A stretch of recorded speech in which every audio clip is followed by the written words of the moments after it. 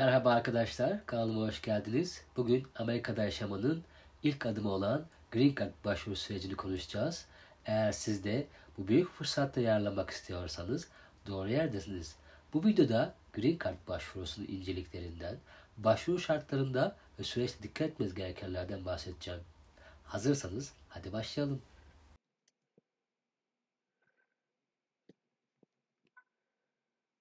DV Lottery yazdığımız zaman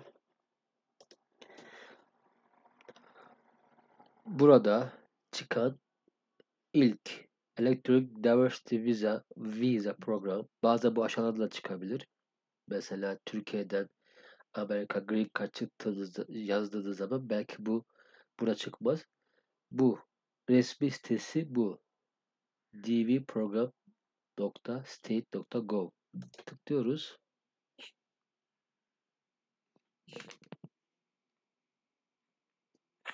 ve açılmıyor. Evet, yolluktan dolayı biraz geç açıldı. Sıkıntı yok. Burası açıldığında demek ki doğru yerdesiniz arkadaşlar. Şuraya tıkladığınızda bakın arkadaşlar HTTPS yani güvenli. Bu siteyi kopyalayabiliyorlar ama https dvprogram.state.gov yazıyorsa site güvenli ve doğru yerden başvuru yapıyorsunuz demektir. DV program yani Amerika Green Card çekilişi tamamen ücretsiz. Sizden bununla alakalı para isteyen olursa itibar etmeyin. Bu başvuru tamamen ücretsiz. Şöyle olabilir. Siz eğer bu başvuruyu nasıl yapacağını bilmiyorsanız birileri veya şirketler sizden bu başvuruyu sizin adınıza yapmak için hizmet bedeli karşılığında ücret talep edebilirler. Bu gayet normal bir şey. Bu dolandırıcılık statüsüne girmiyor. Vize alır gibi sizin tüm başvuru işleminizi ücret karşılığında yapabilirler. Bu normal. Ama siz buradan beni takip ederekten kimseye hiçbir danışmanlık ücreti ödemeden de kendi başvurunuzu kendiniz yapabilirsiniz. Bu arada oraya enter dedikten sonra burası karşımıza çıkıyor. Burada da arkadaşlar gördüğünüz bu rakamları buraya yazıyoruz. Büyük harfle caps lock açın. X, S, V, E, Y. Sizde daha farklı çıkabilir. Her defasında farklı olabiliyor. Eğer bu gözükmüyorsa, okunmuyorsa şuradan buraya tıklayıp başka bir şey yazmasını isteyebilirsiniz. Veya okuyamıyorsanız buraya tıklayıp dinleyebilirsiniz. D9 J B.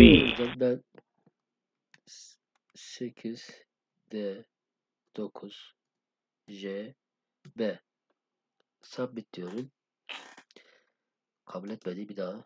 9 Y 366 submit. Evet. Burası arkadaşlar ilk bölüm yani part 1. Burada başvuracak kişinin genel bilgileri soruluyor. Hemen ben size burada göstereyim. Normalde kendi bilgilerimi gerek yapmayı düşünüyordum ama güvenlikten dolayı kendi kişisel bilgilerimi paylaşmak istemiyorum. Çünkü hani her ne kadar buhu yapsam da kapatsam da aşağı yukarı gitmem gerektiğinden dolayı e, yine bilgiler gözüküyor ve bir defasında bilgilerimi kaptırmıştım ve hesabım çalınmıştı. Ondan dolayı arkadaşlar kendi bilgilerimi burada yazmayacağım ama size adım adım neler dikkat etmeniz gerektiği ile alakalı tüm bilgileri vereceğim. Burada last name yani burada soy adınızı yazacaksınız arkadaşlar. İster tamamen büyük harfle yazın. İster küçük harfle, size kalmış. Ya şöyle yazabilirsiniz. Yani ilki büyük sonrası küçük. Çünkü onlar da öyle yazmış bak. İlki büyük sonrası küçük. Burada dikkat etmeniz gereken tek şey Türkçe karakterler kullanmamanız. Örneğin benim soyadım Özçelik ama ben ne Ö kullandım ne Ç kullandım. Ozçelik olarak yazdım. Ondan dolayı eğer adınızda Türkçe karakterler varsa Ş, Ü, Ö, I, ondan sonra acaba Ç bu tür harfler varsa bunları kullanmayın. Middle name bizde orta isim yok. İşte onlu bunlu şeklinde ikinci bir şeyimiz yok. O yüzden no middle name diyoruz. Unutmayın, önce soyisim sonra isim. Aşağı geliyoruz. Gender ya cinsiyet. Male. Date of birth. Month. Buraya ay. Yani 01 diyebilirsiniz. 05 neyse. Yani 0 koymak zorundasınız. Bak, 2 hale diyor ya. 11 ise 11 ama eğer tek haneli ise 01. D de aynı şekilde. Tek haneli ise 05. İşte 30'uysa 30, 23 vesaire. Ama eğer tek haneli ise 0, 1, 2, 3 neyse onu yazıyoruz. Buraya da yılı yazıyoruz arkadaşlar. Bu sayı sıralama önemli. Ben İngilizce bilmeyenler için tek tek söylüyorum. Bilenler zaten anlar. Doğum tarihi de bu şekilde. City where you were born. Doğduğu city. Diyor ki buraya sadece şehir ismini yaz. Enter birth only. Sadece şehir ismini yaz. Köy yazma, mahalle yazma, ülke yazma. Sadece city. Örneğin ben İzmirliyim diyelim. Sadece İzmir yazıyorum. Başka hiçbir şey yazmıyorum. Öyle diyor çünkü. Aşağı geliyoruz. Country where you were born. Doğduğun ülke. Türkiye. T'ye basıp T'ye gelebilirsiniz direkt. Türkiye'yi seçiyoruz. Türkiye artık böyle yazılıyor biliyorsunuz. Oraya da geçtikten sonra Country of Eligibility for the DVD program. Ben bu 6. maddeyle alakalı bir düzeltme yapacağım burada. Burada arkadaşlar doğduğunuz ülkenin Diversity Visa Lottery için uygun olup olmadığını görmek istiyorlar. Oradan ülkemizi, doğduğumuz ülkeyi seçeceğiz ve o listeden, oradaki link var. Listeden ülkemiz bu seçim için, bu çekiliş için uygun mu değil mi ona bakacağız. Genelde uygun oluyor. Ama emin değilseniz o listede bakabilirsiniz. Yes deyip geçelim bir sonraki maddeye.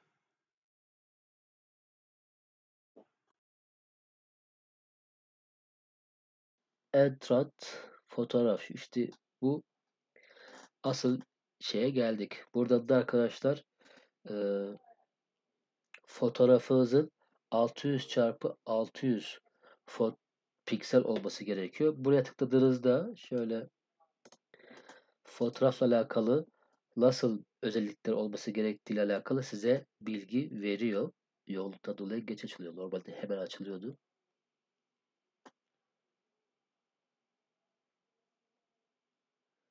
Bakın arkadaşlar bunlar örnek fotoğraflar. Bu şekilde olması lazım diyor. Arka taraf beyaz. Omuzlar gözükecek. Gözler, yüzler tamamen gözükecek. Alın gözükecek. Bakın arkadaşlar. Yani bu tür şöyle gölge varsa olmuyor. İşte bulanıksa olmuyor. Gölgeliyse olmuyor. Böyle karanlıksa olmuyor. O yüzden şu oluyor. Bu oluyor. Bu yeşil olanlar.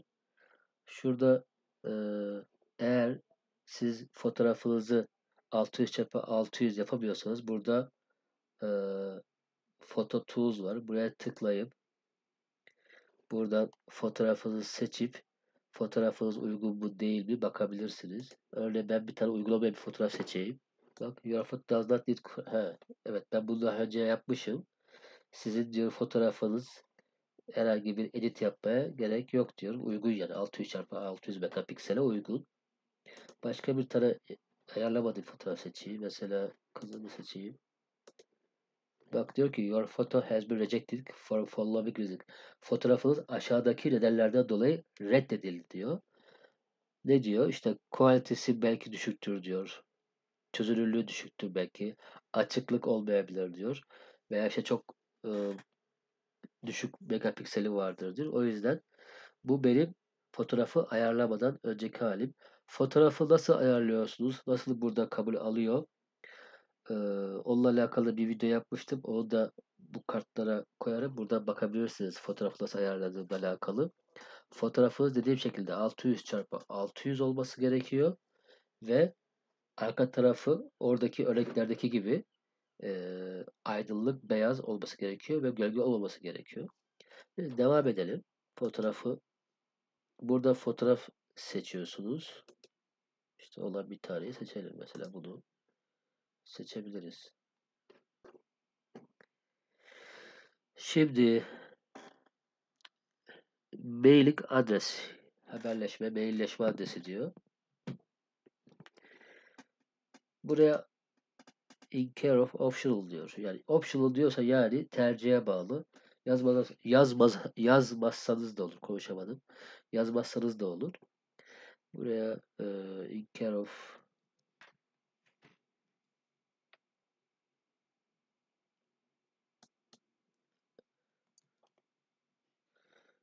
Cumhuriyet Mahallesi, işte no, daire vesaire. Yani adresi full buraya da yazabilirsiniz.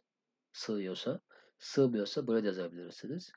Buraya city town, şehri, örnek İzmir. District, county yani mahalle, konak. Burası da country. İşte Türkiye'yi seçiyorsunuz.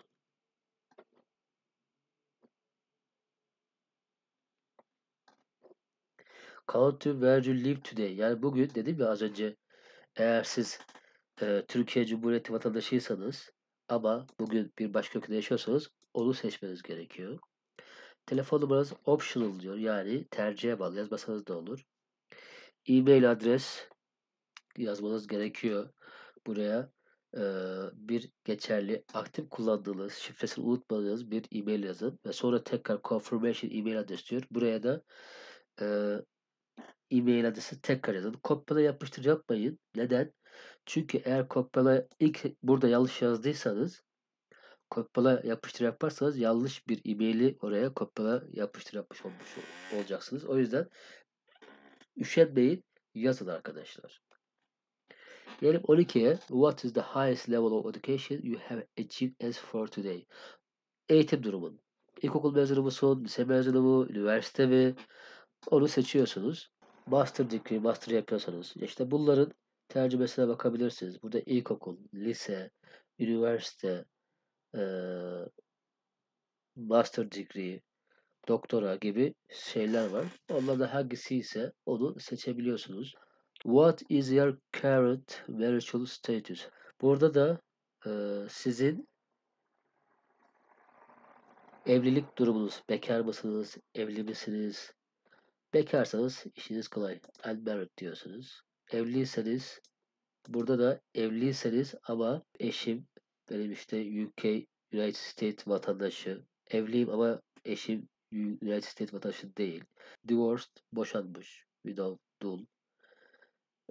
Legal olarak ayrılmış. Çocuk 2 tane diyorum ve şimdi continue diyorum. Bakalım ne olacak. Bakın. Ne diyor? At least one data validation error occurred on this page. Yani burası part 2 olmadı çünkü eksikler var sayfada. Ben doldurmadım. Bakın bu kısım kırmızı. Doldurmanız gerekiyor diyor. Ondan sonra o. Bakın fotoğrafı kabul etti. Eğer etmeseydi fotoğrafı burada kırmızı olacaktı ve fotoğrafı değiş diyecekti. Ondan sonra burada country seçmemişiz. Burada e-mail yazmamışız. Kırmızı işte yazmamız gerekiyor. Burada çocukları. Ben bunları neden böyle yaptım? Güvenlik açısından dolayı böyle yaptım. Şimdi ben doldurup ikinci kısma geçeceğim. Burada. Evet arkadaşlar. Gördüğünüz gibi Part 2'ya geldik. Eğer Part 1 ile alakalı yani bölüm 1 ile alakalı düzeltmek istediğiniz bir şey varsa geri gidebilirsiniz diyor burada. Biz ikinci şeye gelmiş olduk. Burada da spouse name yani eşinizin last name, soyadı, adı ve orta ismi varsa, doğum tarihi yine önde söylediğim gibi ay, gün, yıl, cinsiyeti, city where spouse was born, eşinizin doğduğu şehir, sizinle alakalı olan her şey, country where spouse was born, eşinizin doğduğu ülke. Burada eşinizin fotoğrafı yine 600 çarpı 600 olması lazım. dediğim şekilde 600 çarpı 600 yani fotoğrafınızı, mevcut fotoğrafınızı 600 çarpı 600 piksel nasıl çevirileceğinizle alakalı buraya bırakıyorum. Bu information'a ulaşabilirsin. Takipte kal. Belki bir video daha çekerim onunla alakalı.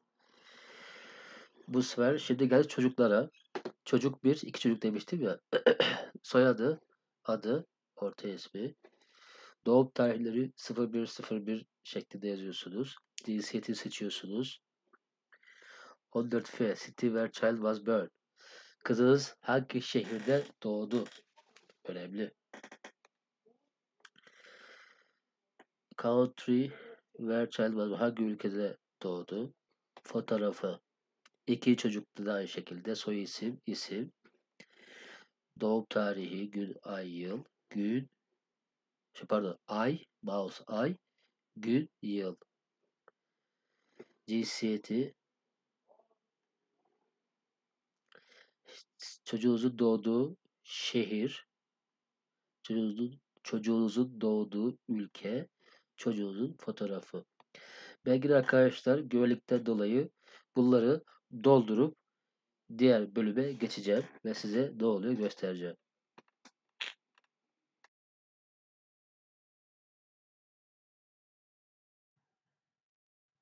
Evet, tüm bilgiler girdikten sonra continue diyoruz. Yani devama tıklıyoruz. Buradan karşımıza tüm girdiğiniz bilgileri kontrol edebileceğimiz bir ekran çıkıyor. Burada tek tek size düşen iş bütün girdiğiniz bilgileri kontrol etmeniz. İsminizin harflerini doğru yazdınız mı? Doğum tarihlerini ay, gün, yıl olarak yazdınız mı? İlçenizi, ülkenizi, bunları hepsini tekrar kontrol etmeniz gerekiyor. Tüm bu kontrolleri yapmanız için size bir imkan tanıyor son kez, çünkü bu işlemin dönüşü yok. Bu işlem bittikten sonra en aşağıda submit denen bir tuş var. Şimdi gelecek. Beraber submit yapacağız ve ondan sonraki adımı da size göstereceğim şimdi.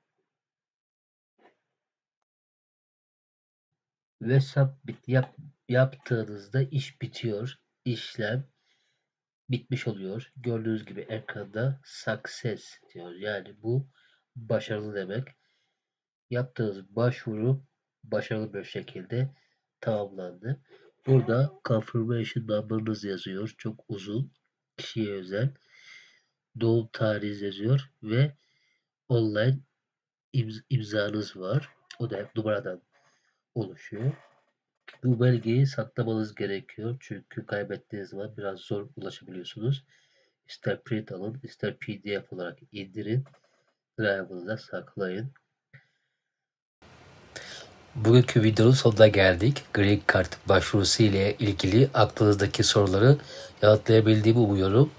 Eğer daha fazla sorunuz varsa yorumlara yazmayı unutmayın. Yeni videolardan haberdar olmak için kanalıma abone olmayı ve zile tıklamayı unutmayın. Bir sonraki videoda görüşmek üzere. Hoşça kalın.